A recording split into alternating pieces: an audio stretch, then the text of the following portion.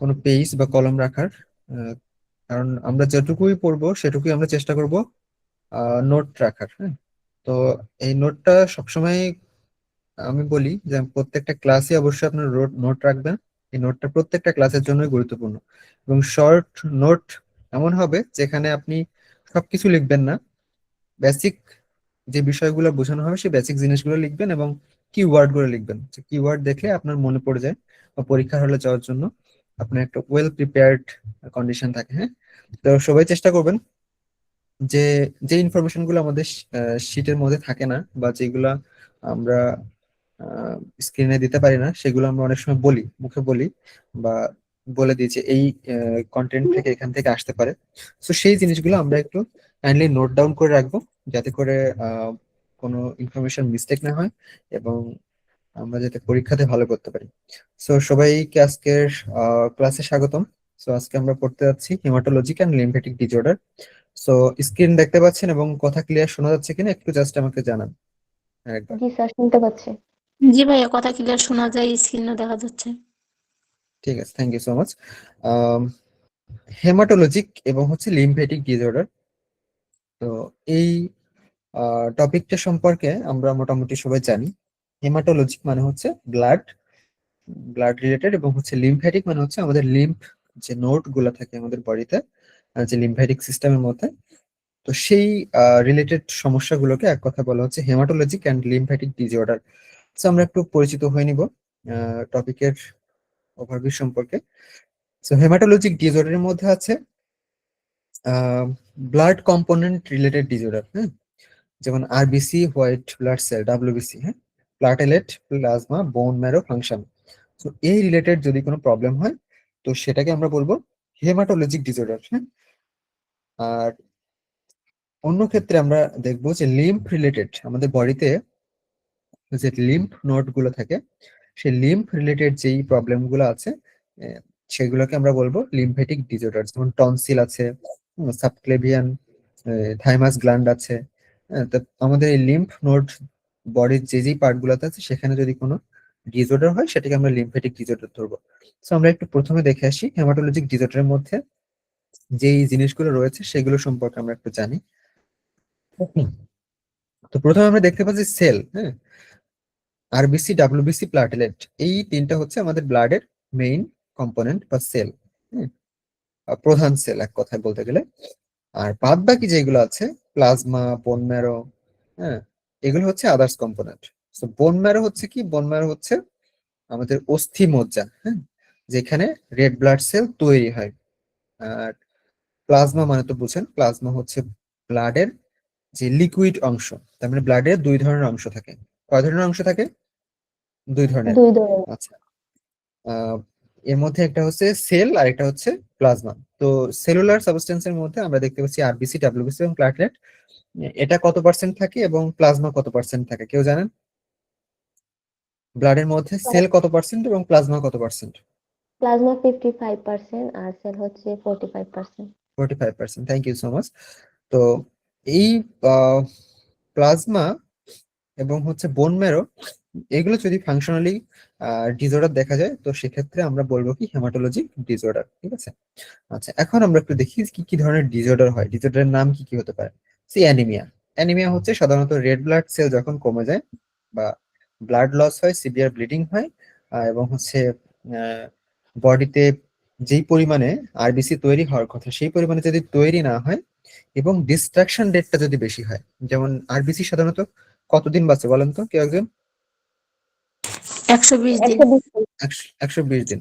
তো 120 দিনের আগে যদি আরবিসি গুলো নষ্ট হয়ে যেতে থাকে, তো সেক্ষেত্রে হচ্ছে আমরা সেই কন্ডিশনটাকে বলবো severe destruction rate of anaemia, বা ডিস্ট্রাকশন ডিসঅর্ডারও বলতে পারি। সো অ্যানিমিয়া হচ্ছে কয়েকটা কারণে হতে পারে, তাহলে বললাম। একটা হচ্ছে যদি ডিস্ট্রাকশন রেটটা বেড়ে যায়, আরবিসি ডিস্ট্রাকশন রেটটা যদি বেড়ে যায়, এবং তৈরি হওয়া বা ইনভেনশন রেটটা যদি কমে যায়, সেক্ষেত্রে অ্যানিমিয়া হতে পারে। সিভিয়ার ব্লাড লস হলে অ্যানিমিয়া হতে পারে। এছাড়াও বিভিন্ন ডিজিজের কারণে অ্যানিমিয়া হয়। আমরা সেগুলো পরে আসবো। তো মেইন বিষয় যেটা হচ্ছে সেটা হচ্ছে অ্যানিমিয়া। তো অ্যানিমিয়া হচ্ছে একটা আমাদের হেমাটোলজিক ডিসঅর্ডার। আচ্ছা, এরপর আছে ইনফেকশন রিস্ক। ইনফেকশন রিস্ক বলতে বিভিন্ন ডিজিজের কারণে ইনফেকশন ছড়াতে পারে বা ফ্র্যাকচারের কারণে ইনফেকশন হতে পারে। তো এই ইনফেকশনের কারণেও কিন্তু অনেক সময় আমাদের বডিতে ব্লাড লস হতে পারে। হ্যাঁ, রেড ব্লাড সেলের কাউন্ট কমে যেতে পারে এবং ডাব্লিউবিসি হোয়াইট ব্লাড সেলের কাউন্ট বেড়ে যেতে পারে। যদি সিভিয়ার ইনফেকশন আমাদের বডিতে দেখা যায় তো সেক্ষেত্রে আমরা দেখতে পাই ডাব্লিউবিসি কাউন্ট বেড়ে গেছে। তো এটা হচ্ছে একটা হেমাটোলজিক ডিসঅর্ডার। এছাড়াও আছে ক্লটিং ইস্যু। আচ্ছা, আমাদের বডিতে ক্লটিং ফ্যাক্টর হিসেবে কাজ করে কি বলেন কেউ একজন? ক্লটিং ফ্যাক্টর হিসেবে কি কাজ করে? ভিটামিন কেও তো clotting factor. Vitamin clotting. K একটা ক্লটিং ফ্যাক্টর। হুম। ক্লটিং, হ্যাঁ ক্লটিং ফ্যাক্টর এটা ভিটামিন। আদার্স আর কি কি আছে ক্লটিং ফ্যাক্টর হিসেবে কাজ করে কি? রক্তের জমাট বাঁধে। ক্লটিং মানেই হচ্ছে রক্ত জমাট বাঁধা। So, রক্ত জমাট বাঁধতে আর কি কি সহায়তা করে? Platelet. Erythropoietin. Platelet. Erythropoietin, platelet. Platelet. Thank you so much. হ্যাঁ, তাহলে এই রিলেটেড যদি আমাদের কোনো সমস্যা হয়, যেমন স্যার সাধারণত আমরা দেখি ডেঙ্গু পেশেন্টদের ক্ষেত্রে যে প্লাটলেট কাউন্ট কমে যায় এবং হচ্ছে ইন্টারনাল ব্লিডিং শুরু হয়ে যায় ক্লটিং ফ্যাক্টর কম থাকা। তাপস চক্রবর্তী, আপনি হ্যান্ড রেজ করেছেন, কিছু বলবেন? না স্যার, সরি স্যার। আচ্ছা, তো এই কারণে হচ্ছে আমাদের আম, এই সমস্যাগুলো হয়ে থাকে। ক্লটিং ফ্যাক্টর সাধারণত ডেঙ্গু জ্বরের কারণে, যেমন আমি বললাম যে প্লাটলেট কাউন্ট কমে যায়, এছাড়াও ভিটামিন কে ডেফিসিয়েন্সির কারণেও ব্লাড ক্লট রিলেটেড ইস্যু হতে পারে। এছাড়াও আমাদের দেখা যায় যারা ডায়ালাইসিস পেশেন্ট, ডায়ালাইসিস ক্যাথেটারে অনেক সময় হেপারিন ওয়াশ দেওয়া হয়, সো সেই ক্ষেত্রে দেখা যায় ক্লটিং ফ্যাক্টর ঠিকভাবে কাজ করে না এবং ক্লটিং টেন্ডেন্সি যাদের আহ, বেশি থাকে, সো তাদের ক্ষেত্রে সরি কম থাকে, তো তাদের ক্ষেত্রে দেখা যাচ্ছে হেপারিন ওয়াশ যদি বেশি দেওয়া হয় তো সেক্ষেত্রে প্রবলেম হতে পারে। সো আমরা উম, আরো ডিটেলস এর পরবর্তীতে জানবো। সো আমরা একটা ছবি দেখতে পাচ্ছি, হ্যাঁ, ছবিতে দেখতে পাচ্ছি আমরা কি স্টেম সেল। তো স্টেম সেল, এখানে দেখা যাচ্ছে কি lymphoid stem cell, myeloid stem cell, erythroblast, আর একটা হচ্ছে মেগা ক্যারিওব্লাস্ট। সো আমরা এটার মাধ্যমে দেখতে পাচ্ছি যে কিভাবে আহ আমাদের ব্লাড গুলা, আমাদের বডিতে যে ব্লাড আছে এবং হচ্ছে বিভিন্ন লিম্ফোসাইট গুলো আছে সেগুলো কিভাবে তৈরি হয়। ঠিক আছে, তো এই চিত্রটা একটু সবাই মনোযোগ দিয়ে দেখবেন। আচ্ছা, স্টেম সেল থেকে প্রথমে আমাদের এখান থেকে একটা কোশ্চেন আসতে পারে, স্টেম সেল থেকে হচ্ছে মেগা ক্যারিওব্লাস্ট তৈরি হয় এবং এরপরে হচ্ছে সেগুলো প্লাটেলেট হয় এবং এছাড়াও দেখতে পাচ্ছি ইরাইথ্রোব্লাস্ট থেকে রেড ব্লাড সেল, হ্যাঁ, ডিস্ট্রাকশন হয়। ঠিক আছে, এছাড়াও আমরা দেখতে পাচ্ছি মেলয়েড স্টেম সেল, এরপর হচ্ছে মেলয়েড ব্লাস্টের মাধ্যমে মনোসাইট এবং গ্রানুলোসাইট তৈরি হয়। আচ্ছা, এরপর আসি আমরা কিছু পেডিয়াট্রিক হেমাটোলজিক কন্ডিশন। যেমন আমরা দেখলাম অ্যানিমিয়া। সো অ্যানিমিয়া সাধারণত আমরা বললাম একটু আগে লো হিমোগ্লোবিন। তো হিমোগ্লোবিনের নর্মাল রেঞ্জ কত একটু বলেন তো, তো পারেন কিনা? হিমোগ্লোবিনের নর্মাল রেঞ্জ কত এডাল্টদের ক্ষেত্রে?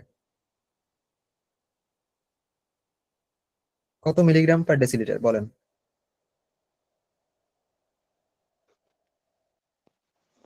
ফিমেল 11.5 আর মেল 12.5।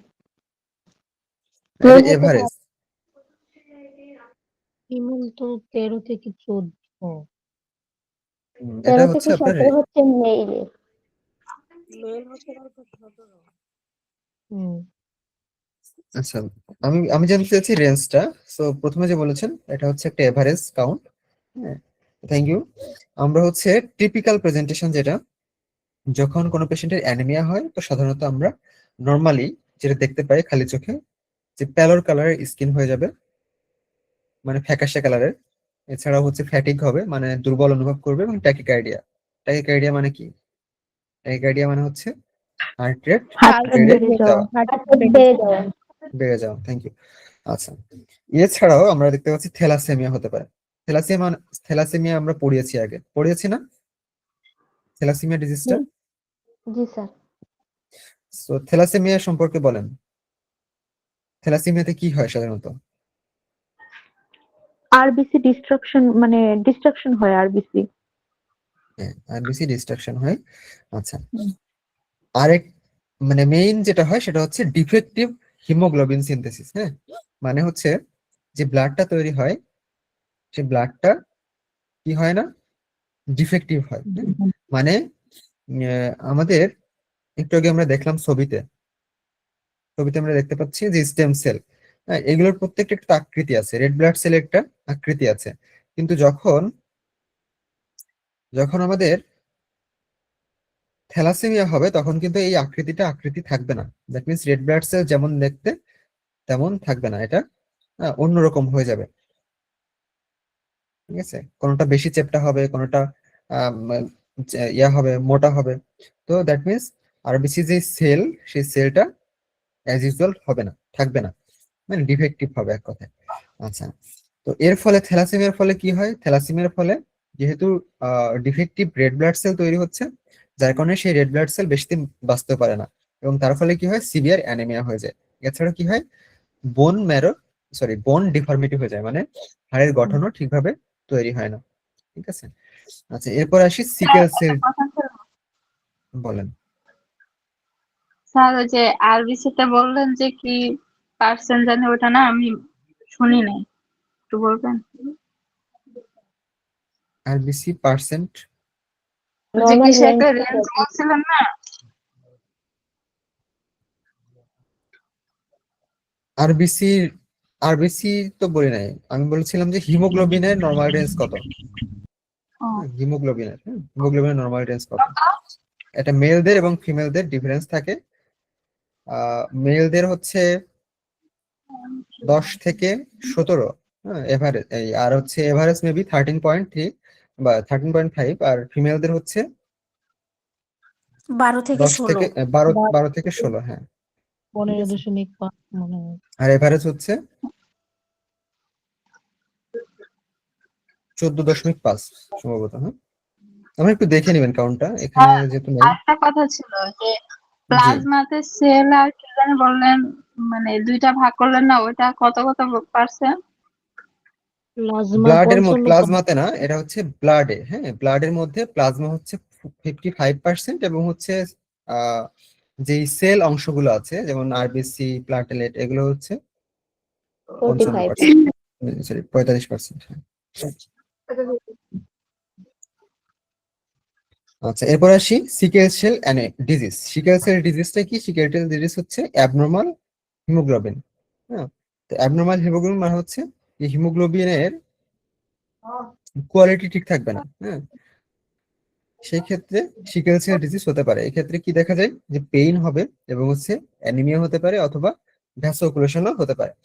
আচ্ছা, এইগুলোই মোটামুটি ইম্পর্টেন্ট। এরপর আসি লিউকোমিয়াটা। হেমোফিলিয়াটা দরকার নাই বেশি, লিউকোমিয়াটা ইম্পর্টেন্ট। লিউকোমিয়া বলছে কি, ম্যালিগনেন্ট ডাব্লিউবিসি প্রলিফারেশন, মানে হচ্ছে যখন হোয়াইট ব্লাড সেল আমাদের বডিতে খুব বেশি পরিমাণে বেড়ে যায়, এবং সেটা যদি কোনো কারণে কার্সিনোমার কারণ হয়, মানে ক্যান্সার যদি সেল তৈরি হয় হোয়াইট ব্লাড সেলে, তো সেই কন্ডিশনটাকে আমরা বলি হচ্ছে লিউকোমিয়া। সো লিউকেমিয়া হলে সেটাকে আমরা বলি, নর্মালি যেটা বলি সেটা হচ্ছে ব্লাড ক্যান্সার। ঠিক আছে, ব্লাড ক্যান্সারটা মূলত ডাব্লিউবিসি যখন ম্যালিগনেন্সি তৈরি হয়, দ্যাট মিনস ডাব্লিউবিসি যখন ক্যান্সার আক্রান্ত হয় ডাব্লিউবিসি সেল, তখন সেটাকে আমরা বলি লিউকেমিয়া। ঠিক আছে, এবং লিউকেমিয়ার প্রথম সাইন হচ্ছে ফিভার, মানে ঘন ঘন জ্বর আসবে, এবং সেটা শরীফ আশিক হ্যান্ড রেজ করেছেন, কোনো কোশ্চেন আছে? আচ্ছা, আপনারা এই চাপাচাপি করবেন না, হ্যাঁ, যাদের ফোনে আপনারা ক্লাসগুলো শুনেন, হ্যাঁ, ফোনে কাইন্ডলি চাপাচাপি করবেন না।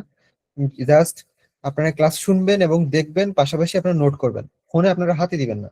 ঠিক আছে, তা নাহলে আপনারা যদি ওখানে চাপাচাপি করেন, এখানে ইয়ে আসে, নোটিফিকেশন আসে। হ্যাঁ, যাই হোক, লিউকেমিয়া। তো লিউকেমিয়া সম্পর্কে আমরা বললাম যে ঘন ঘন জ্বর আসবে, এবং হচ্ছে প্যালোর কালার স্কিন হয়ে যাবে, এবং ব্রুইশিং দেখা যাবে। আচ্ছা, এরপরে আছে কি, আমরা একটু রিমেম্বার করার জন্য এখানে কিছু ইন্ডিকেশন দিয়ে দিচ্ছি। Haematologic disorder often present with overlapping symptoms. The nurse's job is to differentiate based on history, lab and risk factor. তার মানে হচ্ছে আমরা যে হিমাটোলজিক সমস্যাগুলোর কথা বললাম, হ্যাঁ, থ্যালাসেমিয়া, লিউকেমিয়া, এবং হচ্ছে সিকেল সেল ডিজিজ, হেমোফিলিয়া। তো এই জিনিসগুলা আমরা সাধারণত এখানে আমরা কি দেখলাম, যে টিপিক্যাল প্রেজেন্টেশন গুলো দেখলাম যে আসলে কি কি সাইন বা কি কি সিমটম হতে পারে। হ্যাঁ, কিন্তু বেসিক্যালি এই জিনিসগুলো ধারণা করা হয় প্রেজেন্টেশনের উপর, এবং তারপরে ল্যাব ভ্যালুর উপর ডিপেন্ড করে আমরা কনফার্ম হই যে আসলে তার এই সমস্যাগুলো হয়েছে কিনা। ঠিক আছে, সো ল্যাব ভ্যালুর উপর ডিপেন্ড করে আমরা যদি দেখি যে না, হোয়াইট ব্লাড সেল কাউন্ট বেড়ে যাচ্ছে এবং হচ্ছে ম্যালিগন্যান্সি আছে, তো সেই ক্ষেত্রে আমরা কনফার্ম হয়েছে না কার্সিনোমা আছে। অ্যানিমিয়ার ক্ষেত্রে সেম, যদি হিমোগ্লোবিনের কাউন্ট যদি আমরা দেখি কমে যাচ্ছে বা কম, সেই ক্ষেত্রে আমরা বলি অ্যানিমিয়া। ঠিক আছে, নর্মালি হিমোগ্লোবিনের কাউন্ট যদি 9-এর নিচে না আসে, তো সেই ক্ষেত্রে আমরা সাধারণত অ্যানিমিয়া ধরি না। হ্যাঁ, 8 এবং 9-এর যদি নিচে চলে আসে, সেক্ষেত্রে আমরা অ্যানিমিয়া হিসেবে কাউন্ট করি এবং পরবর্তীতে তাকে ব্লাড ইনডিউসড করার জন্য তাকে ফিজিশিয়ান অর্ডার দিয়ে থাকে। হ্যাঁ, সাধারণত 9 পর্যন্ত বা 8-9 পর্যন্ত ফিজিশিয়ান বা ডক্টররা ব্লাড ইনডিউস করার জন্য বলে না। আচ্ছা, এরপর আমরা দেখি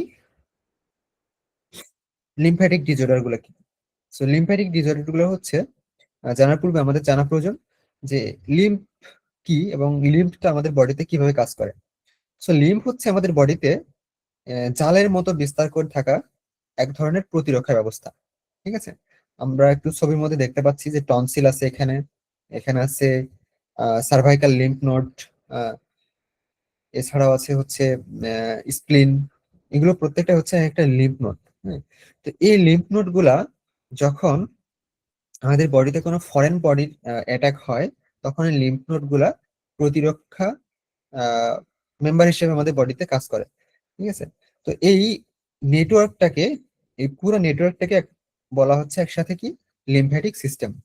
সো লিম্ফ্যাটিক সিস্টেমটা হচ্ছে কি, আমাদের বডির যে ফ্লুইড গুলা থাকে, সেই ফ্লুইড গুলাকে স্থাপন প্রক্রিয়ায় প্যাথোজেন ফিল্টার করে। হ্যাঁ, এবং হচ্ছে আমাদের বডিকে সুরক্ষা প্রদান করে। প্যাথোজেন ফিল্টার মানে হচ্ছে আমাদের বডির ফ্লুইড গুলোর মধ্যে অনেক সময় বিভিন্ন ক্ষতিকর প্যাথোজেনাস কিছু অর্গানিজম প্রবেশ করতে পারে বিভিন্ন কারণে, ত্বকের মাধ্যমে হোক বা ইনসেক্ট বাইটের কারণে হোক বা বিভিন্ন ডিজিজের কারণে হোক বা ফ্র্যাকচারের কারণে হোক বা ওপেন ওন্ডের কারণে হোক। তো সেই যে ফ্লুইড গুলো আমাদের বডিতে প্রবেশ করছে, সেই ফ্লুইডটাকে ছাঁকন প্রক্রিয়ার মাধ্যমে আমাদের পুরো বডিতে এই লিম্ফ নোড গুলা প্রতিরক্ষা দিয়ে থাকে। ঠিক আছে, আমরা জানি যে কিডনি হচ্ছে, কিডনির গ্লোমেরুলাস হচ্ছে আমাদের বডিতে একটা ছাঁকন পদ্ধতি হিসেবে কাজ করে। কিডনির মধ্যে যেটা গ্লোমেরুলাস থাকে, তো সেটা হচ্ছে আমাদের ইউরিন প্রোডাকশনের জন্য, ইউরিন প্রোডাকশনের মাধ্যমে আমাদের বডির বর্জ্য পদার্থগুলো বের করে দেয়। কিন্তু লিম্ফ নোড গুলো কি করে, লিম্ফ নোড গুলো শুধুমাত্র আমাদের ইন্টারনাল যেই ফ্লুইড গুলো থাকে, সেই ইন্টারনাল ফ্লুইড গুলা কি করে, যে ছাঁকন প্রক্রিয়ার মাধ্যমে সেই ফ্লুইড গুলাকে আরো বিশুদ্ধ করে এবং আহ, এখানে রিঅ্যাবজর্পশন হয় না, কিন্তু কিডনিতে রিঅ্যাবজর্পশন হয়। এবং হচ্ছে লিম্ফ নোড গুলো কি করে, জাস্ট একটা এরিয়া তৈরি করে সেই এরিয়া গুলাকে সুরক্ষা প্রদান করে। হুম, এই এরিয়া গুলোকে সুরক্ষা প্রদান করে। আর কিডনি কি করে, কিডনি হচ্ছে গ্লোমেরুলাসের মাধ্যমে জাস্ট বর্জ্য পদার্থগুলোকে আমাদের মূত্রের মাধ্যমে বাইরে বের করে দেয়, এবং বর্জ্য বাদে যেগুলা রিঅ্যাবজর্বেবল মানে বডিতে পুনরায় ব্যবহারযোগ্য, সেই অংশগুলোকে সংগ্রহের নালিকার মাধ্যমে আমাদের বডিতে আবার ফেরত পাঠিয়ে দেয়। কিন্তু লিম্ফ নোড গুলো সেই কাজটা করে না। লিম্ফ নোড গুলো জাস্ট যেই পার্টিকেল গুলো বা যেই ফ্লুইড গুলোর মধ্যে প্যাথোজেন আছে বা কোনো ক্ষতিকর অর্গানিজম আছে, সেগুলোকে জাস্ট টার্গেট করে এবং সেগুলোকে মেরে ফেলে। ঠিক আছে, আচ্ছা, এরপরে আমরা একটু দেখি যে কমন লিম্ফেটিক ডিসঅর্ডার কি কি। তো এখান থেকে একটা কোশ্চেন হতে পারে, তো আপনারা একটু এখানে মনোযোগ দিবেন। সো আমরা দেখতে পাচ্ছি লিম্ফো ইডিমা। হ্যাঁ, এটা কিন্তু একদম কমন, লিম্ফ ইডিমা। হ্যাঁ, এছাড়াও আছে লিম্ফ্যানোপ্যাথি, লিম্ফ লিম্ফ্যাডেনোপ্যাথি। সো আমরা দেখতে পাচ্ছি লিম্ফোমা। লিম্ফোমাকে হুডকিন্স, নন হুডকিন্স ডিজিজ দুই ভাবে ভাগ করা যায়। লিম্ফোমা দুই প্রকার, হুডকিন্স এবং নন হুডকিন্স ডিজিজ বলা হয় লিম্ফোমাকে। আচ্ছা, এরপর কি আছে, ইমিউনো ডেফিসিয়েন্সি সিনড্রোম। তো এইগুলো আমরা একটু মনে রাখবো যে নিচের কোনটি লিম্ফ্যাটিক ডিসঅর্ডার। তো এখান থেকে কিন্তু কোশ্চেন হয় লিম্ফ্যাটিক ডিসঅর্ডার থেকে। আচ্ছা, এরপর আসি অ্যাসেসমেন্ট। আমরা কিভাবে অ্যাসেসমেন্ট করবো যে লিম্ফ্যাটিক ডিসঅর্ডার হয়েছে। তো আমরা একটু আগে দেখে এসেছি যে লিম্ফ্যাটিক ডিসঅর্ডারের ক্ষেত্রে কি কি হয়। তো আমরা একটু আবার এখানে দেখবো যে প্যালোর বা ফ্যাটিক ইরিটেবিলিটি মানে হচ্ছে স্কিন প্যালোর কালার বা ফ্যাকাশে কালার হয়ে যায় এবং দুর্বলতা অনুভব হয় এবং সবসময় মেজাজ খিটখিটে থাকে। এছাড়াও ট্যাকিকার্ডিয়া হতে পারে। হার্ট মারমার মানে হচ্ছে হার্ট যে আমরা সাউন্ড শুনতে পাই, হার্টের সাউন্ডের নাম কি? কেউ একজন বলেন তো, হার্টের যে সাউন্ড হয় হার্টের সাউন্ডের নাম কি? লাভ ডাব স্যার। আর কেউ? ক্যারট কফ। আর কেউ?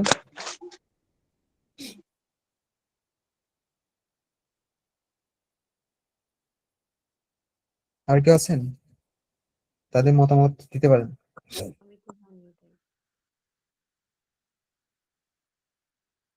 কর্ড কফ হচ্ছে ব্লাড প্রেশার পরিমাপ করার সময় আমরা যে সাউন্ডটা পাই সেটা হচ্ছে কর্ড কফ।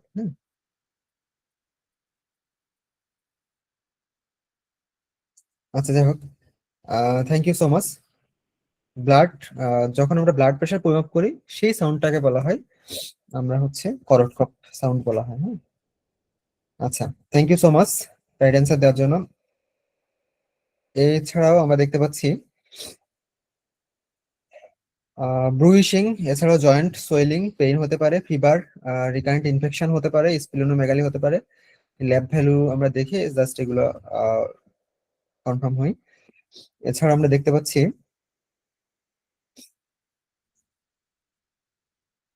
প্লাটেলেট। হ্যাঁ, প্লাটেলেটের ক্ষেত্রে আপনারা একটা জিনিস মনে রাখবেন, যখন পিটি মানে প্রথম বিন টাইম, হ্যাঁ পিটি মানে হচ্ছে প্রথম বিন টাইম, যখন পিটি বেড়ে যায়, পিটি বা এপিটিটি যখন বেড়ে যায়, এখানে পিটিটি দিচ্ছে, সো জানি না এটা এপিটিটি হবে মেবি।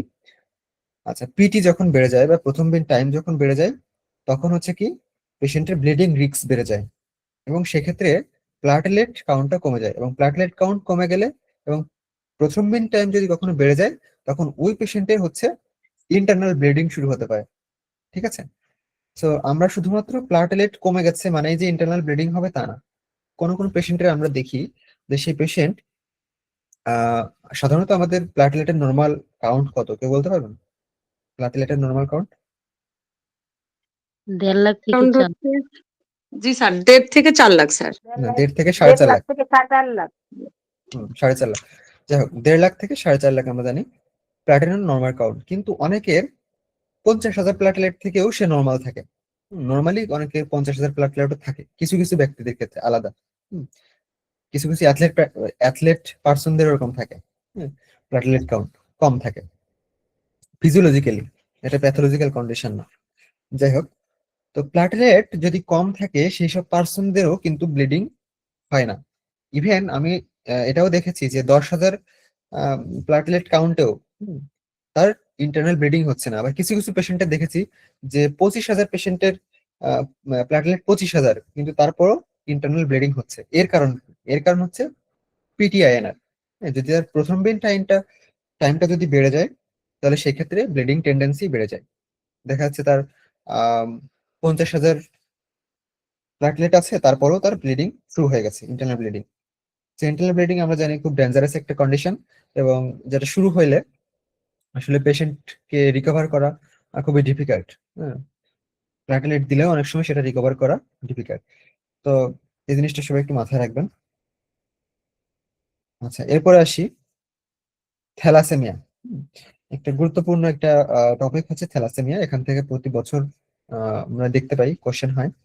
তো থ্যালাসেমিয়া আমরা সম্পর্কে জানি, অনেকেই জানি। থ্যালাসেমিয়াটা হচ্ছে কি abnormal or less haemoglobin production, মানে হচ্ছে যে হিমোগ্লোবিনটা তৈরি হবে সেগুলো অ্যাবনর্মাল হবে। মানে একটু আগে যেটা বললাম যে সেটা সাইজ ঠিক থাকবে না।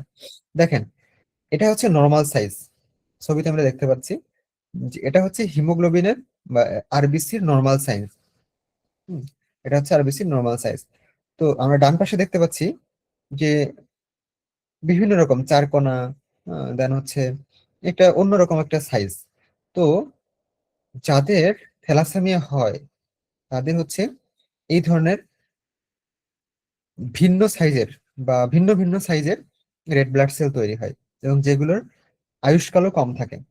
আচ্ছা, এছাড়াও হিমোগ্লোবিন প্রোডাকশনও কমে যায়। এই ধরনের পেশেন্টের, থ্যালাসেমিয়া পেশেন্টের হিমোগ্লোবিন প্রোডাকশনও কমে যায়। ঠিক আছে। তো থ্যালাসেমিয়া সাধারণত জন্মগতভাবেও হতে পারে অথবা বিভিন্ন ডিজিজের কারণেও হতে পারে। তো আমরা টাইপসটা একটু দেখি। দুই ধরনের সাধারণত টাইপস আমরা দেখতে পাই। একটা হচ্ছে আলফা থ্যালাসেমিয়া, একটা হচ্ছে বিটা থ্যালাসেমিয়া। তো আলফা আলফা থ্যালাসেমিয়া থেকে আমরা কোশ্চেন খুব একটা দেখি না, কিন্তু বিটা থ্যালাসেমিয়া সিভিয়ারিটি হচ্ছে বেশি থাকে। হ্যাঁ, বিটা থ্যালাসেমিয়া সিভিয়ারিটি বেশি থাকে। তো এই জন্য বেটা থ্যালাসেমিয়া থেকে সাধারণত কোশ্চেন হয় যে বেটা থ্যালাসেমিয়া আবার তিন ভাগে ভাগ করা যায়, একটা হচ্ছে মাইনর, ইন্টারমিডিয়েট, একটা হচ্ছে মেজর। তার মানে যদি অল্প বয়সে, খুব কম বয়সে যদি কোনো ব্যক্তির থ্যালাসেমিয়া হয় এবং সেটা যদি একদম আহ, মানে আনরিকভারেবল হয়ে থাকে, তো সেই কন্ডিশনটাকে আমরা বলি যে মেজর থ্যালাসেমিয়া। আর ইন্টারমিডিয়েট থ্যালাসেমিয়া যেটা, সেটা হচ্ছে মিড বা মাইল্ড পর্যায়ে থাকে, এবং এই থ্যালাসেমিয়া আমরা সাধারণত বিভিন্ন মেডিকেশনের মাধ্যমে রিকভার করতে পারি, কিন্তু মেজর থ্যালাসেমিয়াকে আমরা রিকভার করতে পারি না। এই ক্ষেত্রে আমরা 15 দিন অন্তর অন্তর বা 1 সপ্তাহ পর পর তাকে ব্লাড দেওয়ার প্রয়োজন হতে পারে। ঠিক আছে। আর মাইনর বা হচ্ছে ট্রাইট থ্যালাসেমিয়া হচ্ছে যে থ্যালাসেমিয়া এইমাত্র ইন্ডিকেট করা হয়েছে, মানে এর আগে ছিল না, কিন্তু খুব কম সময়ের মধ্যে আমরা তাকে আইডেন্টিফাই করতে পেরেছি যে না, এই পেশেন্টের থ্যালাসেমিয়া আছে। ঠিক আছে, সেই কন্ডিশনটাকে আমরা বলবো যে মাইনর বা ট্রাইট থ্যালাসেমিয়া। আচ্ছা, এরপরে আসি জেনেটিক্স। তো সাধারণত জেনেটিক্যাল কজ 25% থাকে এবং 50% ক্যারিয়ার বেস হয়ে থাকে। হ্যাঁ, মানে বিভিন্ন আহ মানুষের থেকে ব্লাড নেওয়ার ফলে হয়ে থাকে, অনেক সময় ইনফেক্টেড বা কোনো রেজার ইউজ করার কারণে হয়ে থাকে, বা একই নিডল ইউজ করার কারণে হয়ে থাকে। এ ধরনের বিভিন্ন ব্লাড রিলেটেড ক্যারিয়ার হিসেবে থ্যালাসেমিয়া কিন্তু ছড়িয়ে থাকে। এছাড়াও নর্মালি 25% মানুষের নর্মালি থ্যালাসেমিয়া হতে পারে। ঠিক আছে, নর্মালি যেমন বিভিন্ন ডিজিজ হয়ে থাকে, ঠিক সেম ভাবে নর্মালি 25% মানুষের হতে পারে। তাহলে আমরা দেখতে পাচ্ছি একটা কম্পারিজন যে 25% মানুষের চান্স থাকে যে ক্যারিয়ার, বিভিন্ন ক্যারিয়ারের মাধ্যমে হওয়ার, এবং 50% এবং হচ্ছে 25% নর্মাল নর্মালি হয়ে থাকে। তো আমরা একটু দেখি প্যাথোফিজিওলজি। আচ্ছা, প্যাথোফিজিওলজি হচ্ছে যে প্রথমত ইম্পেয়ার্ড এই হিমোগ্লোবিন প্রোডাকশন। হিমোগ্লোবিন প্রোডাকশন হবে যে সেটার সাইজ ঠিক থাকবে না আরবিসির, এবং হচ্ছে আরবিসি গুলো খুব কম সময়ের মধ্যে ধ্বংস হয়ে যাবে এবং খুব কম পরিমাণে তৈরি হবে। তো প্রথমে ইম্পেয়ার্ড হিমোগ্লোবিন প্রোডাকশন, এরপরে হিমোগ্লোবিন ডিস্ট্রাকশন এবং বোন ম্যারো হাইপারপ্লাসিয়া। এবং বোন ম্যারো হাইপারপ্লাসিয়ার কারণে সেখানে আরবিসি তৈরি হবে না, কারণ আরবিসি তৈরি হয় কোথায়? বোন ম্যারোতে। তো যদি বোন ম্যারো হাইপারপ্লাসিয়া হয়ে যায়, তো সেক্ষেত্রে আরবিসি ঠিকভাবে তৈরি হবে না। আচ্ছা, এরপরে বোন ডিফর্মিটিস এর কারণে হয়। এছাড়াও আছে splenomegaly due to RBC destruction. RBC যদি খুব বেশি পরিমাণ ডিস্ট্রাকশন হয়, তো সেক্ষেত্রে আমাদের স্প্লিনে অ্যাটাক করে এবং স্প্লিনোমেগালি হয়ে থাকে। এবং এছাড়াও আয়রন ওভারলোড ফ্রম ট্রান্সফিউশন, যদি আমরা কোনো ব্লাড ট্রান্সফিউশন করে থাকি এবং সেখানে যদি আয়রন ওভারলোড হয়ে যায়, হ্যাঁ, সেক্ষেত্রে আমাদের বিভিন্ন অর্গান ড্যামেজের মাধ্যমেও থ্যালাসেমিয়া হয়ে থাকে। অর্গান ড্যামেজ বলতে হার্ট এবং লিভার সাধারণত এক্ষেত্রে ড্যামেজের শিকার হয়। আচ্ছা, ক্লিনিক্যাল ম্যানিফেস্টেশন আমরা যদি একটু দেখি, ছবিতে আমরা দেখতে পাচ্ছি ক্লিনিক্যাল ম্যানিফেস্টেশন কি কি হয়ে থাকে। থ্যালাসেমিয়া যেই অ্যালফাবেট গুলো নিয়ে লেখা, সেই অ্যালফাবেট দিয়ে আমরা এই থ্যালাসেমিয়ার টার্মটা মনে রাখতে পারি। যে টি তে হচ্ছে ট্রান্সফিউশন ডিপেন্ডেন্ট, মানে হচ্ছে থ্যালাসেমিয়া হলে আমরা সাধারণত ব্লাড ট্রান্সফিউশন করে থাকি 1 সপ্তাহ বা হচ্ছে 15 দিন অন্তর অন্তর, বা 1 মাস পর পর আমাদের কন্ডিশন বুঝে, ডিস্ট্রাকশন ডেট বুঝে ফিজিশিয়ানরা এইটার সিলেক্ট করেন যে কতদিন পর পর দিতে হবে। এছাড়া আছে কি হেপাটো স্প্লিনোমেগালি, এছাড়া আছে অ্যানিমিয়া, এছাড়া আছে লো এমসিভি বা মাইক্রোসাইটিক হাইপোক্রোমিক অ্যানিমিয়া। আচ্ছা, এরপর আছে এতে অ্যাবনর্মাল ফেসেস, এরপর আছে এস স্কেলেটাল ডিফর্মিটিস, এস হচ্ছে স্টার্ন গ্রোথ, ই হচ্ছে এলিভেটেড হিমোগ্লোবিন এরপর আছে হচ্ছে এম হচ্ছে মেডিটেরিয়ান অরিজিন, আইতে হচ্ছে আয়রন ওভারলোড, এতে হচ্ছে অ্যামিনোরিয়া। তো আপনারা জাস্ট এই জিনিসগুলো একটু চোখ বলে যেতে পারেন যে কি কি সাইন সিমটম আমরা দেখতে পাই থ্যালাসেমিয়া পেশেন্টের, ঠিক আছে? আচ্ছা, ডায়াগনোসিসটা আমরা কিভাবে করি? ডায়াগনোসিস সাধারণত সিবিসি করার মাধ্যমে আমরা রেড ব্লাড সেল কাউন্ট গুলো আমরা দেখতে পারি। সাধারণত রুটিন সিবিসি করা হয়ে থাকে সেক্ষেত্রে। আচ্ছা, এছাড়াও বোন ম্যারো এক্সরে করে আমরা দেখতে পাই যে বোন ম্যারো কোনো ডিফর্মিটি আছে কিনা, এবং জেনেটিক টেস্টের মাধ্যমে আমরা অনেক সময় দেখতে পারি। ম্যানেজমেন্ট হিসেবে আমরা কি দিব? তো প্রথমতই ম্যানেজমেন্ট হিসেবে থ্যালাসেমিয়ার ব্লাড ট্রান্সফিউশন। তো রেগুলার ট্রান্সফিউশন স্কিপ হিমোগ্লোবিন 9 গ্রাম পার ডেসিলিটার। তো রেগুলার ট্রান্সফিউশন আমাদের এরকম হইতে হবে যে 9 এর কম যদি হয়, হ্যাঁ, আমি একটু আগে বললাম যেটা, যে 8 গ্রাম পার ডেসিলিটার হলেও অনেক সময় ব্লাড ট্রান্সফিউশনের জন্য সাজেস্ট করা হয় না। তো তার নিচে যদি চলে আসে তো সেক্ষেত্রে সাধারণত ব্লাড ট্রান্সফিউশন করা হয়ে থাকে। সো আমরা দেখতে পাচ্ছি যদি 9 এর উপরে থাকে তাহলে সাধারণত ট্রান্সফিউশন করা হয় না, কিন্তু 9 এর নিচে চলে গেলে তখন ট্রান্সফিউশন করা হয় রেগুলারলি। আচ্ছা, iron selection therapy, iron selection থেরাপির মাধ্যমে সাধারণত থ্যালাসেমিয়া পেশেন্টদের ট্রিটমেন্ট দেওয়া হয়ে থাকে। তো এই ক্ষেত্রে কিছু মেডিকেশন দেওয়া হয়।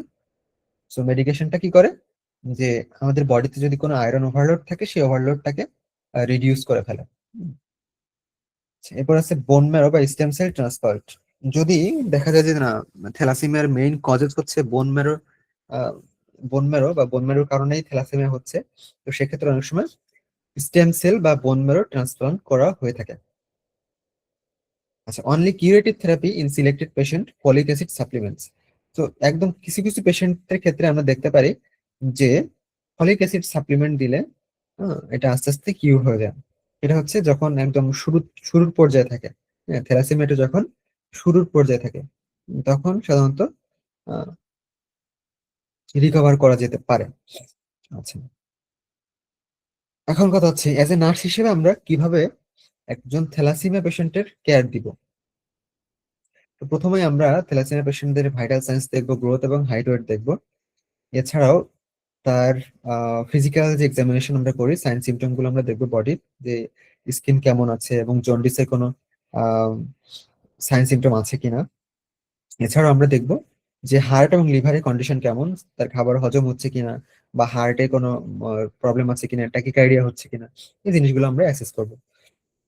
এরপর আসি নার্সিং ইন্টারভেনশন। নার্সিং ইন্টারভেনশন সাধারণত আমরা কি করি যে ব্লাড ট্রান্সফিউশন হলে আমরা ব্লাড ট্রান্সফিউশন করে থাকি। এছাড়াও সিলেকশন থেরাপিও নার্সরা দিয়ে থাকে। মনিটর ফর ট্রান্সফিউশন রিয়াকশন, এবং যখন ব্লাড ট্রান্সফিউশন দেওয়া হয় এরপর আমরা রিয়াকশন হচ্ছে কিনা সেটারও খেয়াল রাখা, এবং পেশেন্ট পার্টিকে বোঝানো বা পেশেন্ট পার্টিকে বলে দেওয়া যে তাকে প্রচুর পরিমাণে নিউট্রিশন এবং হচ্ছে পানি পান করাতে হবে, যাতে করে তার বডির যে নিউট্রিশনাল ডেফিসিয়েন্সি গুলো আছে বা তাকে যে প্রতিনিয়ত ব্লাড দেওয়া হচ্ছে, সেই ক্ষেত্রে তার যে নিউট্রিশনাল ঘাটতি হতে পারে সেই ঘাটতিটা যাতে পূরণ হয়। হ্যাঁ, এছাড়াও আমরা কি করি, ইনফেকশন প্রিভেন্ট করতে হয়, যে এমনিতেই তার ব্লাড ডিস্ট্রাকশন বেশি হচ্ছে এবং এরপরে যদি আবার কোনো ইনফেকশনের সোর্স থাকে বডিতে, তো সেই ক্ষেত্রে দেখা যাবে যে আরো ব্লাড ডিস্ট্রাকশনের রেটটা বেড়ে যাবে প্রথমত। দ্বিতীয়ত হচ্ছে আদার্স ডিজিজ হতে পারে এবং আদার্স অর্গানগুলো সেগুলো এফেক্ট করতে পারে, যার কারণে আমাদের অবশ্যই চেষ্টা করতে হবে এই ধরনের পেশেন্টকে অন্যান্য ইনফেকশনস যাতে না ছড়ায় সেদিকে খেয়াল রাখা, এবং অন্যান্য ইনফেকশনস যাতে না ছড়ায় সেজন্য যদি প্রয়োজন হয় ভ্যাকসিনেশন দেওয়া, যে ভ্যাকসিনেশন গুলো অ্যাভেলেবেল। আচ্ছা, এছাড়াও ইমোশনাল সাপোর্ট এবং ডেভেলপমেন্টাল নিডস আমাদের অবশ্যই দেখতে হবে, কারণ এই পেশেন্ট গুলো সাধারণত অনেক নিডি হয়। কারণ প্রতিনিয়ত ব্লাড দেওয়া কারো পক্ষেই খুব বেশি দিন পসিবল হয় না। সেক্ষেত্রে আমাদের অবশ্যই তাদেরকে ইমোশনাল সাপোর্ট দিতে হবে, এবং তাদেরকে বোঝাতে হবে যে না আসলে এই ধরনের সমস্যা হলে আমাদের সবার জন্যই খুব খারাপ, এবং এই ধরনের সমস্যা আহ, আসলে পুরোপুরি ভাবে রিকভার করা যায় না যদি সিভিয়ার পর্যায়ে চলে যায়। তো এই জিনিসগুলো আমাদের তাদেরকে একটু ক্লিয়ার করে বলতে হবে, এবং অবশ্যই পেশেন্টকে সরাসরি আমরা প্রথমত বলবো না, পেশেন্ট পার্টিকে বলবো, যাতে করে তারা পেশেন্টকে পরবর্তীতে অ্যাসিওর করতে পারে এই বিষয়গুলো সম্পর্কে। আচ্ছা, এরপর হচ্ছে ফ্যামিলি এডুকেশন। তো ফ্যামিলি এডুকেশন এইগুলো বিষয়ই দেওয়া হয়। এবং আরেকটা জিনিস ফ্যামিলি এডুকেশনের মধ্যে খুব ইম্পর্টেন্ট, সেটা হচ্ছে আয়রন ফুড, মানে যেই খাবারগুলোর মধ্যে আয়রন বেশি থাকে, যেমন কচু শাক বা হচ্ছে আয়রন আর কিসে কিসে কিসে থাকে, যেমন বিটরুট, কচু শাক, এই জিনিসগুলো তাদেরকে কম খাওয়ানো। আচ্ছা, কমপ্লিকেশন কি কি হতে পারে? কমপ্লিকেশন হতে পারে যে যেহেতু থ্যালাসেমিয়া হলে সাধারণত হার্ট এবং হচ্ছে লিভারে বেশি এফেক্ট করে, তো ওই জন্য কমপ্লিকেশনটাও কিন্তু হার্টে হবে। কার্ডিওমায়োপ্যাথি হতে পারে বা লিভার ফাইব্রোসিসও কিন্তু হয়ে যেতে পারে। আচ্ছা, মোটামুটি এগুলোই ইম্পর্টেন্ট এখান থেকে, আর তেমন কিছু লাগবে না।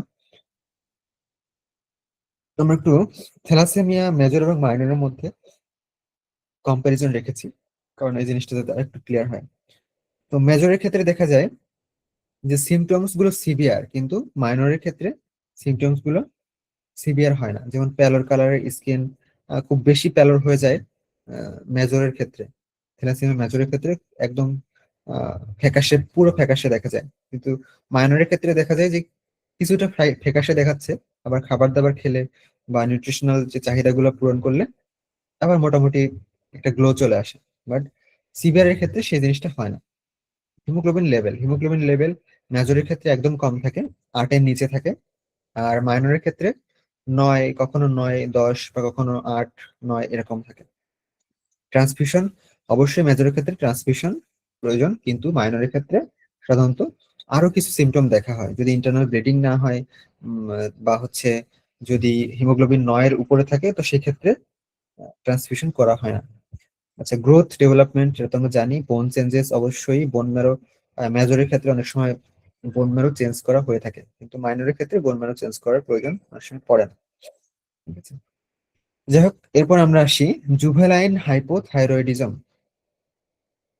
আগের দুইটা টপিক থ্যালাসেমিয়া থেকে কারো কোনো কোশ্চেন আছে? থ্যালাসেমিয়া আর একটা হচ্ছে লিম্ফেটিক এবং হেমাটোলজিক ডিসঅর্ডার থেকে কোনো কোশ্চেন থাকলে বলেন। আমরা নতুন একটা টপিকে যাচ্ছি।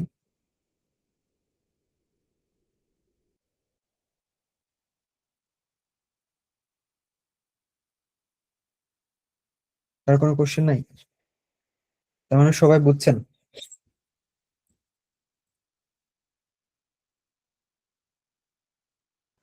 কথা কি শোনা যাচ্ছে? কথা ক্লিয়ার? কি কোন ধরনের স্পেসিফিক এজেন্ট আছে থ্যালাসেমিয়া রোগের?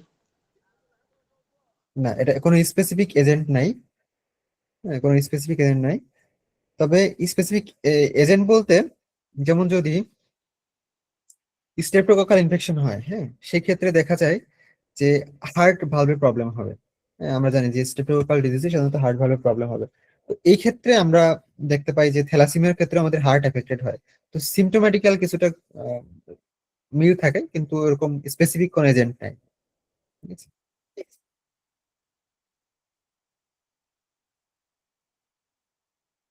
আচ্ছা, এরপর আসি আমরা এন্ডোক্রাইন ডিসঅর্ডারের মধ্যে। এন্ডোক্রাইন ডিসঅর্ডারের মধ্যে আমরা দুইটা ডিজিজ পড়বো সাধারণত। জুভেনাইল হাইপোথাইরয়েডিজম পড়বো, আর এটা হচ্ছে ডায়াবেটিস মেলাইটাস পড়বো। তো হাইপোথাইরয়েডিজম থেকে সাধারণত তেমন কোশ্চেন আসে না, বাট ডায়াবেটিস মেলাইটাস থেকে আসে। তারপর আমরা হাইপোথাইরয়েডিজম একটু জাস্ট হালকা ধারণা রাখবো, যদি কোশ্চেন দিয়ে দেয় সেক্ষেত্রে যাতে আমরা অ্যান্সার করে আসতে পারি। ঠিক আছে। তো হাইপোথাইরয়েডিজমটা হচ্ছে deficiency of thyroid hormone in children. যদি আমরা দেখি কোনো পেশেন্টের বা কোনো বাচ্চার যে তার মেটাবলিক প্রসেস বা গ্রোথটা খুব স্লো হচ্ছে, গ্রোথ হচ্ছে না, তাইলে সাধারণত আমরা থাইরয়েড টেস্ট করতে বলি। সো থাইরয়েড টেস্ট করে আমরা অনেক সময় দেখতে পাই যে থাইরয়েড হরমোন কম আছে। সো যখন থাইরয়েড হরমোনের পরিমাণ কম থাকে, সেই কন্ডিশনটাকে বলা হচ্ছে হাইপোথাইরয়েডিজম। ঠিক আছে। তো হাইপোথাইরয়েডিজম হলে সাধারণত বেবিদের গ্রোথ রিলেটেডই প্রবলেম হয়। এছাড়াও থাইরয়েড রিলেটেড কিছু আরো জটিলতা তৈরি হয়। তো আমরা টাইপসটা দেখি, দুই ধরনের টাইপস আছে, একটা হচ্ছে অ্যাকোয়ার্ড, একটা হচ্ছে কনজেনিটাল। কনজেনিটাল মানে হচ্ছে জন্মগত বা জন্মের সময় থেকেই, হয়তো বা মায়ের থেকে বা বাবার থেকে বা জেনেটিক্যাল কোনো কারণে হচ্ছে। আর অ্যাকোয়ার্ড মানে হচ্ছে যে এটা অটো ইমিউন ভাবে হতে পারে, হ্যাঁ, অটোমেটিক্যালি বডিতে হতে পারে, অথবা T4 যদি রিডিউস হয় সেক্ষেত্রে হতে পারে, অথবা থাইরয়েড হরমোন যদি বেড়ে যায়, হ্যাঁ, TSH, থাইরয়েড স্টিমুলেটিং হরমোন, ঠিক আছে, TSH মানে হচ্ছে থাইরয়েড স্টিমুলেটিং হরমোন, যদি বেড়ে যায় সেক্ষেত্রে অনেক সময় অ্যাকওয়ার্ড জুভেনাইল হাইপোথাইরয়েডিজম হতে পারে। আচ্ছা, প্যাথোফিজিওলজি মানে কি? প্যাথোফিজিওলজি মানে হচ্ছে কিভাবে তৈরি হয়। তো প্যাথোফিজিওলজি মানে হচ্ছে কিভাবে হাইপোথাইরয়েডিজম তৈরি হয়। তো প্রথমত লো থাইরক্সিন T4, হ্যাঁ, T4 যদি লো থাকে এরপরে কি হয়, TSH প্রাইমারিলি প্রথমত বেশি হয়, থাইরয়েড স্টিমুলেটিং হরমোন প্রথমত বেশি হয়, এবং তারপরে মেটাবলিক রেটটা কমে যায়।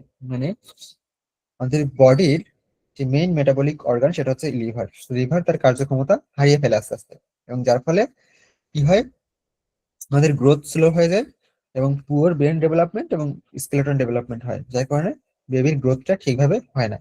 সো আমরা একটু দেখি যে কনজেনিটাল হাইপোথাইরয়েডিজমের ক্ষেত্রে আমরা সিমটম, কিছু কিছু সিমটম দেখে আমরা বুঝতে পারি।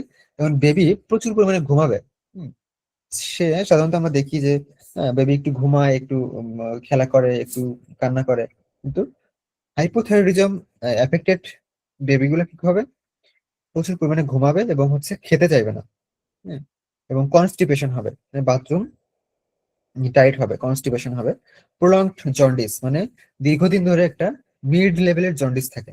জন্ডিস সাধারণত আমরা জানি যে লিভার একটা ডিজিজ, তো হাইপোথাইরয়েডিজম হলে এটা লিভার এফেক্ট করে, যার কারণে জন্ডিস হয়ে থাকে।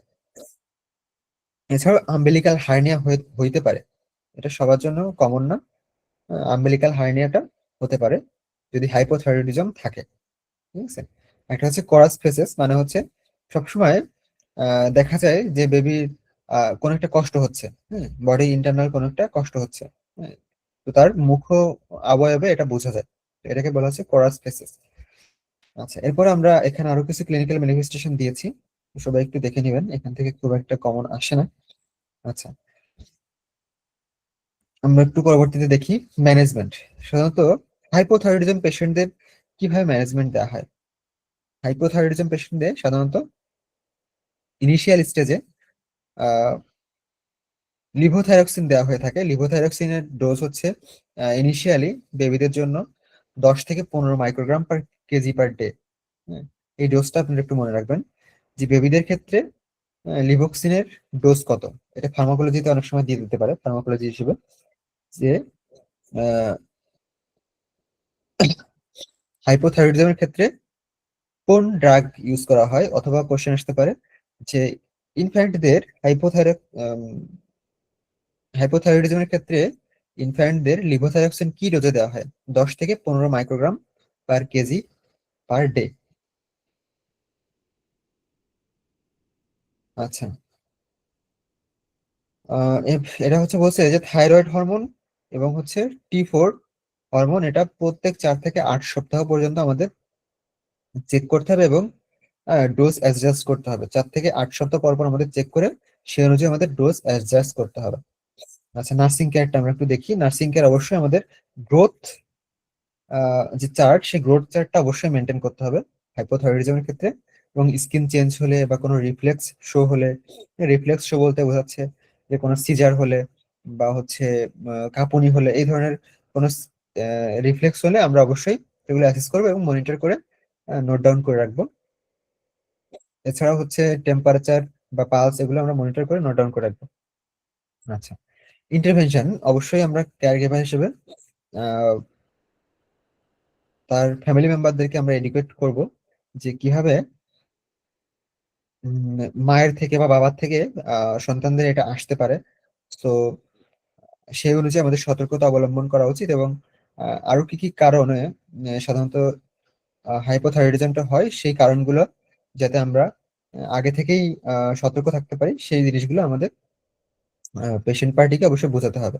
এছাড়া warm environment for cold intolerance, মানে যেই সব শিশুরা বা যেসব চাইল্ড ঠান্ডা সহ্য করতে পারে না, অল্পতে সর্দি লেগে যায়, তাদেরকে অবশ্যই আমরা ওয়ার্ম এনভায়রনমেন্টে রাখবো। কারণ হাইপোথাইরয়েডিজম হলে সাধারণত আমরা দেখতে পাই টনসিলাইটিস, এখান থেকে টনসিলাইটিস হতে পারে, এবং আরো কিছু জটিলতা হতে পারে, হ্যাঁ, স্নিচিং, কফিং, এবং হচ্ছে লং টার্ম কোল্ড শোর, এই ধরনের প্রবলেম গুলো সাধারণত হয়ে থাকে হাইপোথাইরয়েডিজমের ক্ষেত্রে।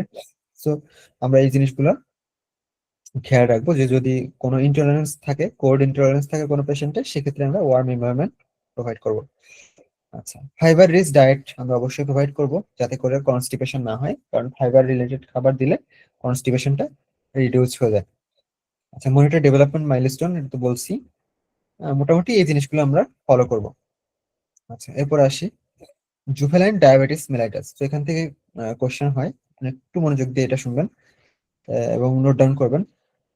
তো ডায়াবেটিস মেলাইটাস হচ্ছে একটা অটো ইমিউন ডিজিজ,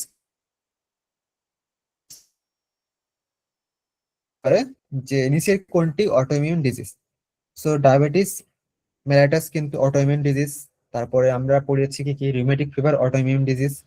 তারপরে আমরা পড়েছি কি কি, কিছু কিছু ক্ষেত্রে থ্যালাসেমিয়া অটো ইমিউন ডিজিজ হিসেবে তৈরি হতে পারে। কিন্তু আমরা প্রথমতই যদি ব্রেস্ট ক্যান্সারে আসি তাহলে আমরা অবশ্যই ডায়াবেটিস মেলাইটাস দিব বা রিউমেটিক ফিভার দিব। এই ডিজিজগুলো হচ্ছে অটো ইমিউন ডিজিজ, ঠিক আছে? তো ডেফিনেশনে কি বলছে, auto immune destruction of pancreas beta sell. সাধারণত ডায়াবেটিস মেলাইটাস কখন হয়? যখন আমাদের বডিতে প্যানক্রিয়াসের আইলেটস অফ ল্যাঙ্গারহ্যান্স, প্যানক্রিয়াসের একটা সেল, সেটাকে বলে আইলেটস অফ ল্যাঙ্গারহ্যান্স, ঠিক আছে? প্যানক্রিয়াসেরই একটা সেল, সেটাকে বলে islets of Langerhans. So islets of Langerhans এর একটা সেল হচ্ছে বিটা সেল, ঠিক আছে? এই বিটা সেল থেকে সাধারণত ইনসুলিন নিঃসৃত হয়, বা আমাদের বডিতে যে প্রয়োজনীয় ইনসুলিন এই বিটা সেল প্রোভাইড করে থাকে। এটা কোথায় থাকে বিটা সেলটা? প্যানক্রিয়াসের মধ্যে আইলেটস অফ ল্যাঙ্গারহ্যান্স অংশে, ঠিক আছে? তো আইলেটস অফ ল্যাঙ্গারহ্যান্সে যে বিটা সেল থাকে, সেই বিটা সেল থেকে ইনসুলিন সিক্রেট হয়, এবং এই ইনসুলিনের কাজ হচ্ছে আমাদের বডিতে গ্লুকোজের পরিমাণটা সঠিক পর্যায়ে রাখা। তো কোনো কারণে যদি এই বিটা সেল ধ্বংস হয় বা ডিস্ট্রাকশন হয়, তো সেক্ষেত্রে কি হবে? সেক্ষেত্রে ইনসুলিন ঠিকভাবে তৈরি হবে না, এবং ইনসুলিন ঠিকভাবে তৈরি না হওয়ার কারণে কি হবে? আমাদের বডিতে নর্মালি গ্লুকোজের পরিমাণ বেড়ে যাবে, নর্মাল যে রেঞ্জ সেই রেঞ্জ থেকে আরো বেড়ে যাবে। যার কারণে কি হবে? আমাদের বডিতে গ্লুকোজের পরিমাণ বেড়ে যাওয়ার কন্ডিশনটাকে আমরা বলি হাইপার গ্লাইসেমিয়া। যার কারণে হাইপার গ্লাইসেমিয়া হবে, এবং হাইপার গ্লাইসেমিয়া হলে সেই কন্ডিশনটাকে আমরা বলি যে ডায়াবেটিস মেলাইটাস। যদি হাইপার গ্লাইসেমিয়াটা কন্টিনিউয়াস থাকে, সব সময়ের জন্যই থাকে, তখন আমরা এই কন্ডিশনটাকে বলি যে patient affected with hyper glycaemia, ঠিক আছে? তো এই ক্ষেত্রে প্যাথোফিজিওলজিতে আমরা একটু দেখি যে no insulin, glucose cannot enter cell, fats breakdown, ketones এবং ডায়াবেটিক কিটো অ্যাসিডোসিস। তাহলে ডায়াবেটিক মেলাইটাসের কারণে কোন ডিজিজ হতে পারে? এখানে একটা ইম্পর্টেন্ট কোশ্চেন আসতে পারে যে ডায়াবেটিস মেলাইটাসের কারণে বা টাইপ 1 ডায়াবেটিস মেলাইটাস কোন ডিজিজ হতে পারে?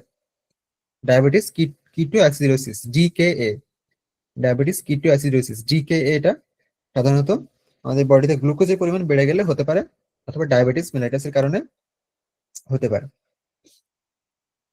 ক্লিনিক্যাল ফিচার্স যদি আমরা দেখি, আমরা একটু জাস্ট এক নজর চোখ বলে যাব। Polyuria, polydipsia, polyphagia, weight loss, fatigue, blurred vision, এই জিনিসগুলো সাধারণত হয়ে থাকে। পলিডিসপেসিয়া মানে হচ্ছে ডিহাইড্রেশন বা পানি স্বল্পতা, এক কথায় পলিডিসপেসিয়া। পলিউরিয়া মানে হচ্ছে আহ আহ, অতিরিক্ত মূত্র ত্যাগ করা, কি ঘন ঘন মূত্র ত্যাগ করা, এটাকে বলে পলিউরিয়া। আর পলিফেজিয়া মানে হচ্ছে সেল ব্রেকডাউন বা সেল স্টারভেশন। এছাড়াও ওয়েট লসটা সাধারণত ক্যাটাবলিজমের কারণে হয়ে থাকে। এছাড়া ফ্যাটিক সেলুলার এনার্জি লস হওয়ার কারণে হয়ে থাকে, যে আমাদের বডির যে সেলগুলো আছে সেলগুলোতে যদি গ্লুকোজের পরিমাণ বেড়ে যায়, তো সেক্ষেত্রে আমাদের সেলের এনার্জি অনেক সময় নষ্ট হয়ে যায়, তো সেক্ষেত্রে ফ্যাটিক হতে পারে। ব্লাড ভিশন কি জন্য হয়? হাইপার অসমোলারিটির কারণে অনেক সময় ব্লাড ভিশন হতে পারে, মানে চোখে ঘোলা দেখা। ব্লাড মানে হচ্ছে ঘোলা দেখা, তো হাইপার অসমোলারিটির কারণে চোখে ঘোলা দেখা যেতে পারে। হাইপার অসমোলারিটি কেন হয়? কারণ হচ্ছে আমাদের বডিতে যখন গ্লুকোজের পরিমাণ বেড়ে যায়, তখন আমাদের বডি ফ্লুইডের ঘনত্ব বেড়ে যায়। তো যখন বডি ফ্লুইডের ঘনত্ব বেড়ে যায়, তখন সেল থেকে কি করে বডি ফ্লুইডের ফ্লুইড নিয়ে আসে। এজন্য সেলে কি হয়, আমাদের বডির যে সেলগুলো আছে সেই সেলগুলো শুষ্ক হয়ে থাকে এবং যার কারণে ব্লাড ভীষণ হয়ে থাকে। আচ্ছা, এছাড়া আছে কি নিওনেটাল বা ল্যাব ক্রাইটেরিয়া। তো র্যান্ডম ব্লাড সুগার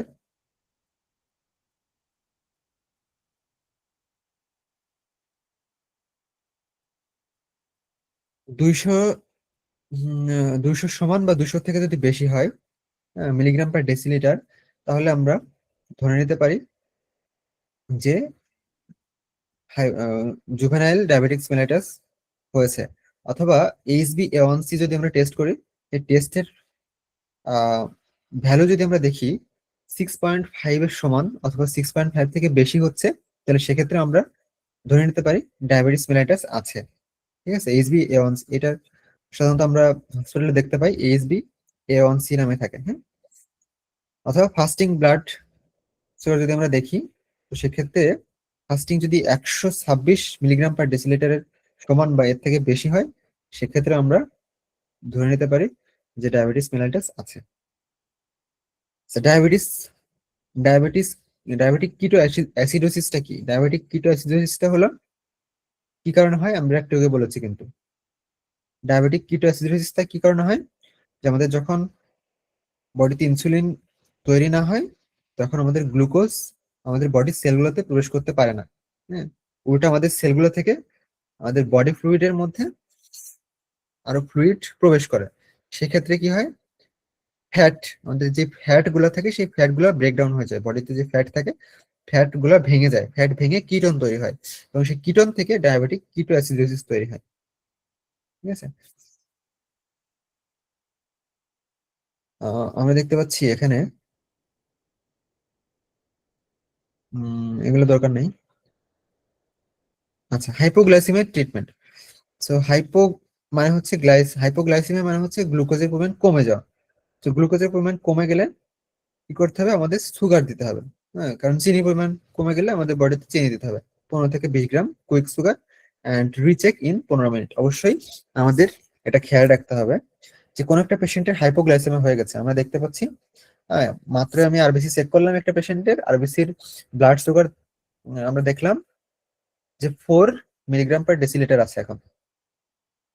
তো 4 মিলিগ্রাম পার ডেসিলিটার মানে হচ্ছে কি, মানে নর্মাল রেঞ্জ থেকে কম। তো নর্মাল রেঞ্জ থেকে কম মানে কি, হাইপোগ্লাইসেমিয়া মানে গ্লুকোজের পরিমাণ কম। তো গ্লুকোজের পরিমাণ কম মানে কি, এটা আরো দ্রুত কমে যাচ্ছে এবং কমে গেলে কি হবে, এটা ব্রেনে এফেক্ট করবে। পরবর্তীতে সে ব্লাড ভিশন দেখবে বা হচ্ছে আরো বিভিন্ন ধরনের কমপ্লিকেশন হবে, যার কারণে অনেক সময় শকে চলে যেতে পারে পেশেন্ট। হ্যাঁ, যদি 3-এর কম হয়ে যায় বা 2-এর কম হয়ে যায়, অনেক সময় পেশেন্ট কিন্তু ল্যাথার্জিটিক হয়ে শকে চলে যেতে পারে। তো যার কারণে আমাদের খুব দ্রুত সময়ের মধ্যে আমাদের অবশ্যই তাকে চিনি খাওয়াতে হবে। যদি সে মুখে খেতে পারে অবশ্যই চিনি খাওয়াতে হবে 15 থেকে 20 গ্রাম। আর যদি আমাদের হসপিটাল বেস কোনো পেশেন্ট থাকে, অবশ্যই নিউট্রিডেক্স আমরা দিয়ে থাকি। অবশ্যই নিউট্রিডেক্স 100 আমরা নিউট্রিডেক্স দিয়ে রাখি 100 ml। সো নিউট্রিডেক্স দিয়ে এর ঠিক 15 মিনিট পরে আমাদের আবার চেক করতে হবে যে কতটুকু বেড়েছে। ঠিক আছে, তো আমাদের 15 মিনিট ওয়েট করতে হবে গ্লুকোজের পরিমাণটা তার ব্লাডে বাড়ার জন্য। সো এটা একটা ইম্পর্টেন্ট একটা কন্টেন্ট, আমরা এটা মাথায় রাখবেন সবাই। আচ্ছা, এরপরে আমরা সেগুলো দরকার নাই। আচ্ছা, আমরা চলে আসছি একদম শেষের দিকে। অটিজম স্পেকট্রাম ডিসঅর্ডার বা ASD। অটিজম স্পেকট্রাম ডিসঅর্ডারকে আমরা সংক্ষেপে অটিজম বা অটিস্টিক পেশেন্ট বলে থাকি। তো এই ধরনের পেশেন্টদের সাধারণত কি হয়, এই ধরনের পেশেন্টদের সাধারণত বয়সের চেয়ে তাদের ডেভেলপমেন্টটা কম হয়ে থাকে। হ্যাঁ, বয়সের চেয়ে ডেভেলপমেন্টটা কম হয়ে থাকে। সো এই ধরনের পেশেন্ট কখনোই আহ তার পরিবেশের সাথে, হ্যাঁ, আশেপাশের যে পরিবেশ সে আশেপাশের পরিবেশের সাথে কোপ আপ করতে পারে না। সো আমি আমার নিজের দেখা একটা পেশেন্ট আমাদের আমি যখন ডায়ালাইসিসে কাজ করছিলাম, সো আমি নিজের একটা পেশেন্ট ছিল যে তার ছেলে, হ্যাঁ, পেশেন্টটার ছেলে এরকম অটিজম পেশেন্ট আর কি, অটিস্টিক পেশেন্ট। তো অটিজম স্পেকট্রাম ডিসঅর্ডারে সে ভুগতেছে ছোটবেলা থেকে এরকম। তো দেখা যায় তার বয়স প্রায় আমাদের সেম বয়স, 27-28 বছর মতো বয়স।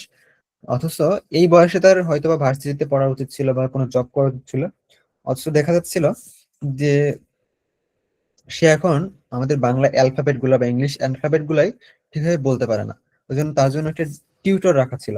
হ্যাঁ, তো ওনার টিউটরটা ওনার সাথে ওই ছেলেটাকে সাথেই ওনার মায়ের যখন ডায়ালিসিস হতো তখন ওই ডায়ালিসিসের মেশিনের ওখানেই বসে অনেকক্ষণ ধরে ডায়ালিসিস হয়, তো ডায়ালিসিস মেশিনের ওখানে বসেই দেখা যাচ্ছে ওইগুলো শিখায়। ঠিক আছে, তো এটা হচ্ছে কি যে আমাদের ডেভেলপমেন্টাল যেই মাইলস্টোন গুলো থাকে, যে আমরা 2 বছর বয়সে একটা বেবি হাঁটতে পারে বা কথা বলতে পারে, হ্যাঁ 2.5 বছর বয়স থেকে কথা বলতে পারে, তো এই যে ডেভেলপমেন্টাল স্টেজ একটা, তো অটিজম স্পেকট্রাম ডিজিজের ক্ষেত্রে এই ডেভেলপমেন্টাল স্টেজ গুলা ঠিক থাকে না। হুম, দেখা যায় 14-15 বছর বয়সেও সে ঠিকভাবে হাঁটতে পারে না বা ঠিকভাবে কথা বলতে পারে না। তবে এই ধরনের পেশেন্টের ক্ষেত্রে কিছু কিছু ব্যতিক্রম দেখা যায়। যে ব্যতিক্রম কি কি, যেমন কিছু কিছু সাইড ভালো থাকে। অনেকে দেখা যায় যে খুব ভালো আর্ট করতে পারে, অনেকে দেখা যায় খুব ভালো গান গাইতে পারে, অথচ তার অন্য সাইড গুলা বাচ্চাদের মতো, তার ব্যবহার বাচ্চাদের মতো। তো এই ধরনের পেশেন্টদেরকে বলা হয় অটিস্টিক পেশেন্ট, বা এই ডিজিজটাকে বলা হয় অটিজম স্পেকট্রাম ডিসঅর্ডার। আচ্ছা, এটা আমরা একটু দেখি definition. Life long neuro developmental disorder affecting social interaction, communication, interest and behaviour. যে জিনিসটা বললাম এগুলা। আচ্ছা, এরপর আসি কোর ফিচার্স গুলা, এগুলো দরকার নেই। এজ, আচ্ছা 1 থেকে 2 বছর বয়সে আমরা কি সিমটম দেখতে পাই? Limited eye contact, poor response to name. সাধারণত 1-2 বছর বয়সে কিন্তু আমরা আইডেন্টিফাই করতে পারি না যে এই শিশুটা অটিজম হবে কিনা, অটিজম স্পেকট্রাম ডিজিজ হবে কিনা। সেক্ষেত্রে আমরা কিছু কিছু সিমটম দেখতে পারি। সেই সিমটম গুলোর মধ্যে একটা হচ্ছে যে লিমিটেড আই কন্টাক্ট, আমাদের চোখের দিকে তাকাবে না সহজে। হুম, যেমন আমরা বেবিদের সাথে যখন কথা বলি, আমরা চোখে চোখে অনেক সময় কথা বলি, বা আমরা চোখ পিট পিট করলে ওরাও দেখা যায় চোখ পিট পিট করে। তো এই ধরনের ওরা আমাদের আই কন্টাক্টের সাথে রেসিপ্রোকেট করবে না এবং রেসপন্স করবে না, এক কথায় আমাদের সাথে রেসপন্স কম করবে। আচ্ছা, টোডলার পর্যায়ে কি হয়? Repetitive hand flapping. হ্যাঁ, টোডলার অবস্থায়, টোডলার এজ গ্রুপ কত? কারণ মনে আছে টোডলার এজ গ্রুপ কত? টোডলার স্কুলে যেগুলো মনে আছে, যারা 1 থেকে ডেভেলপমেন্ট। 3 বছর। জি, 1 থেকে 3 বছর টোডলার এজ। হুম, স্কুল এজ কত? এটা সঠিক মনে নাই। স্কুল এজ আমরা একটু দেখে নিব, আমার এখন এটা মনে আসছে না। স্কুল এজটা সম্ভবত 6 থেকে 14। 6 থেকে 14। যাই হোক, স্কুলে যে কি হয়, trouble with back and fourth communication, মানে হচ্ছে কমিউনিকেশনটা ঠিকভাবে করতে পারে না তার কলিগদের সাথে, এবং ডিফিকাল্টি ফ্রেন্ড মেকিং, মানে অন্যান্য ফ্রেন্ডদের সাথে ঠিকভাবে মিশতে পারে না। হুম, আচ্ছা, এরপর আমরা দেখি নার্সিং কেয়ার, দরকার নেই এগুলো। যে মোটামুটি এদিক থেকে আর তেমন কিছু দরকার নাই।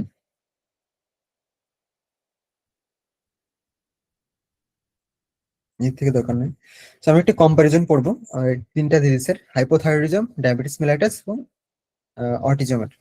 তো কম্পারিজনটা হচ্ছে সিস্টেম। যদি আমরা দেখি যে হাইপোথাইরয়েডিজমে কি হয়, এটা একটা এন্ডোক্রাইন ডিসঅর্ডার।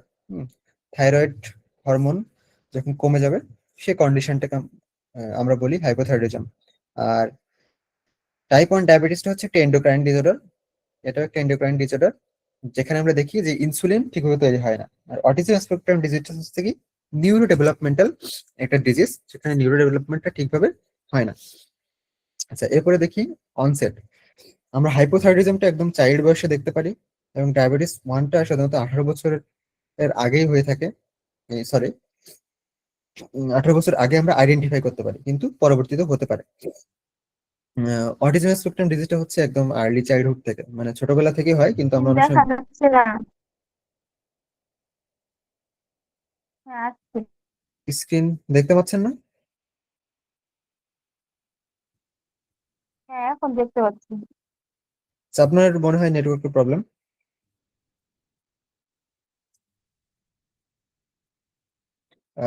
স্ক্রিন দেখতে না পারলে আপনার নেটওয়ার্কটা বন্ধ করে আবার চালু করবেন, তাহলে দেখতে পাবেন।